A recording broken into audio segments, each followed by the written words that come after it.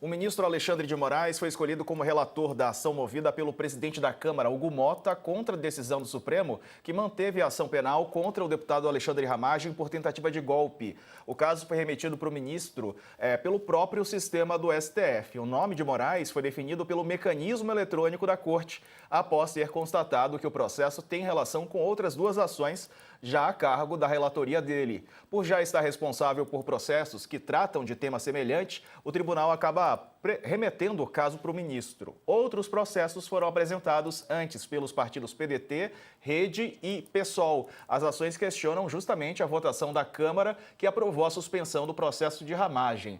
Andresa, e aí, me diga, a tua avaliação disso tudo? Moraes acaba pegando assuntos espinhosos e que repercutem muito, né? Acabam recaindo sobre o ministro.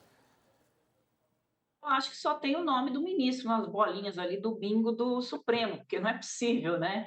A gente, inclusive, aqui do UOL, nosso colega Eduardo Militão, né, solicitou ao Supremo Tribunal Federal para que se pudesse fazer uma auditoria, né?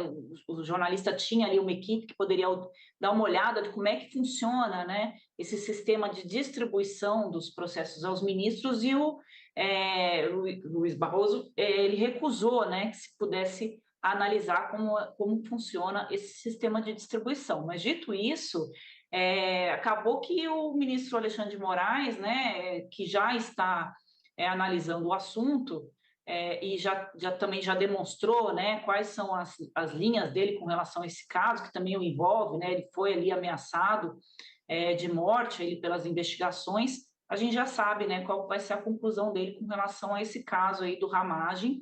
É algo que vai acabar tendo um choque, né, entre o Supremo e o Congresso. Agora, o presidente da Câmara, o Hugo Mota, está numa situação bem delicada, porque uma pessoa que trabalhava com ele, muito próxima a ele, também foi pega ali na operação da Polícia Federal no INSS. Então, assim, tem ali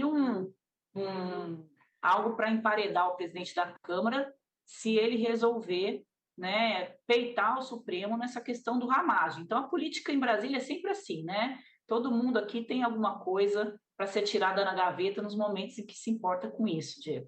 Verdade. Couto, e aí?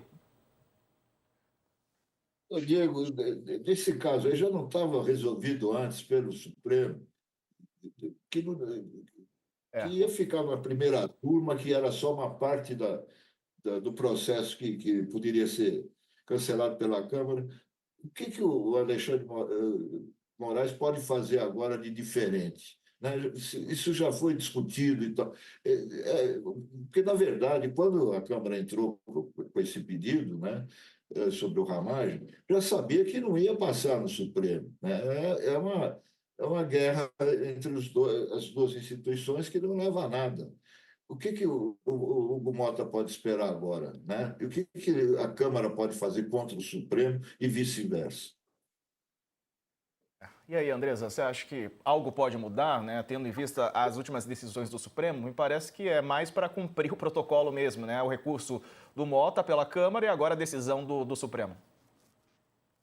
A Câmara tem ali, eles podem promover a anistia dos presos do 8 de janeiro como uma resposta ao Supremo Tribunal Federal, e aí vai ficar essa briga aí desse cabo de guerra sobre quem manda mais, né? Podem mudar ali a questão da nomeação para os ministros do Supremo, colocar uma idade para aposentadoria, e o Senado pode, né, também cassar o mandato de ministro supremo, que é a única instância ali em que eles podem perder o mandato. Então, o Congresso tem sim alguns mecanismos ali para poder fazer, né, esse jogo aí político que está ocorrendo. Agora, tem que ver se vai ter pulso para poder fazer isso. O que não falta ali é parlamentar tentando insuflar, né, o presidente da Câmara e o presidente do Senado a tomar medidas com relação, né, aos ministros do Supremo, porque hoje é a Zambelli, hoje é o Ramagem, amanhã vai ser quem? É assim que eles pensam, não estou dizendo que é assim que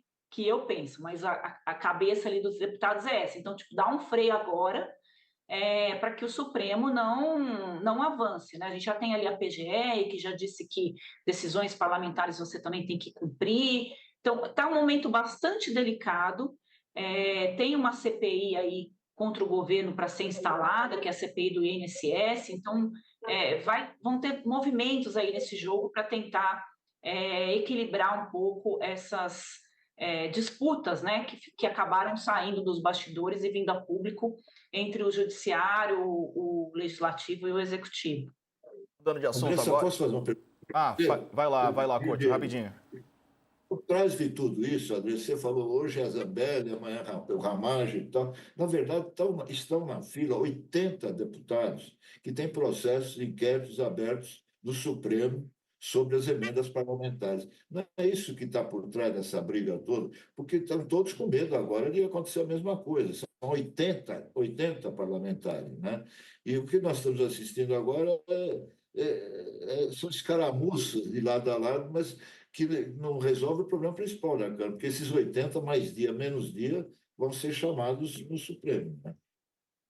É exatamente isso, está todo mundo ali pensando no futuro, né?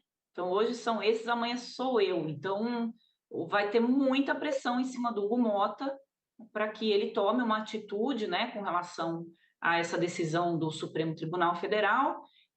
Só que, como eu falei aqui há pouco, o Hugo Mota tem um probleminha aí para resolver, que é o envolvimento de um ex-assessor dele com a questão do INSS. Então, vamos ver se ele vai, né, não vai ser emparedado para não se movimentar no sentido de um confronto com o Supremo, porque o Supremo tem uma carta na manga ali com relação a ele.